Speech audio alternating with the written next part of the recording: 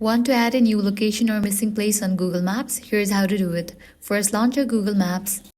Zoom into the area where the missing place should be. Maybe it's a small town, a street, or even a specific spot in your neighborhood. Just pinch and zoom to get closer. Once you have found the exact spot, long press on it to drop a pin. After dropping the pin, you might see an option to label the location as home or work. But remember, that only saves it for your personal use. It won't make the location visible to public.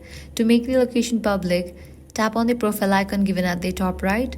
Now head over to the option Add a missing place. Now fill in the details into the place name, select the correct category like restaurant, park, school or hospital and add the address. Make sure you use the category carefully so others can find the place easily. If the pin is not placed exactly right, you can tap and move it until it matches the real world location perfectly. You can also enhance your submission by adding opening hours, contact details, and even photos. These extra details help Google verify your submission faster and make the listing more useful for everyone. Once you are done, tap submit.